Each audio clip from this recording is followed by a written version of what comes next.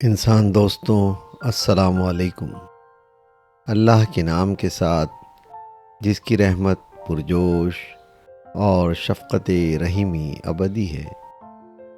ظفر اقبال پر video تیار کرتے ہوئے حسب روایت میں ان کا تعارف پیش کرنا چاہتا تھا، لیکن ان کی ایک غزل نے جیسے میری زبان بند کر دی۔ ظفر اقبال کی شاعری کی یہی کیفیت ان کے ذات و فن کا حسن ہے، اور یہی ان کا سچا تعارف بھی۔ ان کی غزلیں پڑھتے جائیں، محسوس ہوگا کہ انہوں نے غزل کو صرف روایت میں نہیں برتا، بلکہ اسے ایک نیا جہاں دیا ہے۔ ان کے ہاں یہ عمل کسی مشق یا مشغلے کا نتیجہ نہیں، بلکہ ایک مسلسل اور سنجیدہ کاروبار شاعری ہے جو قاری کو ہر موڑ پر نفع بخشتا ہے، کبھی معنی کی وسعت میں، کبھی زبان کی جدت میں، اور کبھی اظہار کی شدت میں۔ اس نفع بخش شاعری سے متعلق چند باتیں جو میں نے مختلف اہل علم کی تحریروں سے سمجھیں اور پڑھیں، انہیں یہاں بیان کرنے کی جسارت کر لیتا ہوں۔ ظفر اقبال کی شاعری میں جو بے باکی، راست گوئی، فکری روانی اور عصری حسیت ہے، وہ اردو شاعری میں کم ہی نظر آتی ہے۔ ان کا لب و لہجہ منفرد ہے، فکر تازہ ہے، اور اس کے باوجود انہیں اب تک وہ مقام نہیں ملا جس کے وہ بلا شبہ مستحق تھے۔ یہاں میں ظفر اقبال کی ایک دلگداز اور فکری طور پر پراثر غزل تیرے آسماں کی زمیں ہو گیا ہوں پیش کرتا ہوں۔ یہ غزل اس حقیقت کی عکاس ہے کہ زمین محض آسمان کی تابع نہیں، بلکہ اس کی زینت و جمال کا آئینہ بھی ہے۔ کبھی کبھی کچھ زمینی ہستیاں اپنے جوہر، رفت فکر اور معنویت میں اس قدر بلند دکھائی دیتی ہیں کہ یوں محسوس ہوتا ہے کہ گویا ان کے تعارف سے آسماں کا تعارف ہے۔ ظفر اقبال اردو شاعری کا وہ گلِ سر سید ہیں جو روایت شکن بھی ہیں اور روایت آفرین بھی۔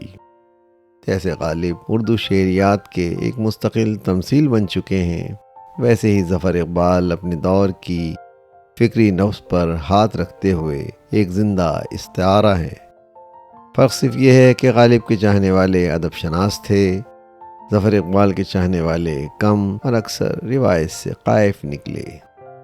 شمس الرحمن فاروقی، شمیم حنفی اور دیگر اہم نقاد ہمیشہ ان کی تخلیقی گہرائی کے متعارف رہے ہیں، لیکن شاید ظفر اقبال اپنی فطری سہل ممتنع شاعری کی طرح یہاں بھی بے ساختہ ثابت ہوئے اور زمانے سے کچھ آگے نکل گئے۔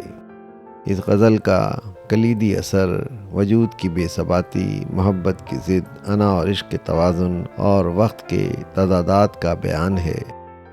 شاعر اپنی شخصیت کو ہمیشہ متحرک، کبھی مکمل نہ ہونے والا مگر مسلسل بننے والا وجود سمجھتا ہے۔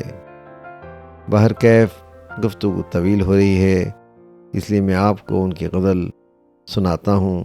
ویڈیو کو مزید طوالت کا شکار نہیں کرنا چاہتا۔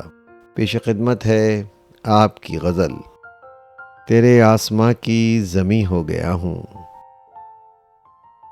تیرے آسماں کی زمیں ہو گیا ہوں، تیرے آسماں کی زمیں ہو گیا ہوں، ہوا ہوں تو اپنے تئیں ہو گیا ہوں، ملی ہے جگہ دل میں تھوڑی سی اس کے، ملی ہے جگہ دل میں تھوڑی سی اس کے، سمجھ لو کہ گوشہ نشیں ہو گیا ہوں۔ یہاں پر میں ہونا نہیں چاہتا تھا، یہاں پر میں ہونا نہیں چاہتا تھا، مگر ہوتے ہوتے یہیں ہو گیا ہوں۔ تیرے پاؤں پڑنے سے انکار کر دوں، تیرے پاؤں پڑنے سے انکار کر دوں، میں اتنا تو خود سر نہیں ہو گیا ہوں۔ جہاں مجھ کو ہونے سے روکا تھا اس نے، جہاں مجھ کو ہونے سے روکا تھا اس نے، نہیں باز آیا وہیں ہو گیا ہوں۔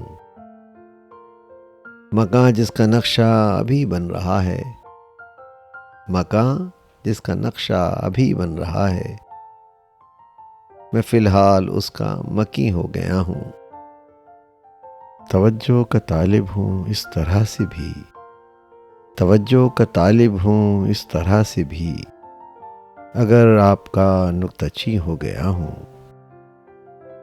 بڑھاپے سے اگلی یہ منزل ہے کوئی، بڑھاپے سے اگلی یہ منزل ہے کوئی، جواں ہو گیا ہوں، ہنسی ہو گیا ہوں، اسے بھی ظفر میری ہمت ہی سمجھو، اسے بھی ظفر میری ہمت ہی سمجھو، کہیں ہو نہ پایا کہیں ہو گیا ہوں، کہیں ہو نہ پایا کہیں ہو گیا ہوں، کہیں ہو نہ پایا کہیں ہو گیا ہوں۔ آواز و پیشکش سراج الدین۔ میری ویڈیو پسند آئے تو اپنی انگشت کلمہ کو حرکت دیجیے، میری ویڈیو کو لائک کیجیے، میرے چینل کو شیئر اور سبسکرائب کیجیے۔ آپ جانتے ہیں اس سے میری کوشش کو جلا ملتی ہے۔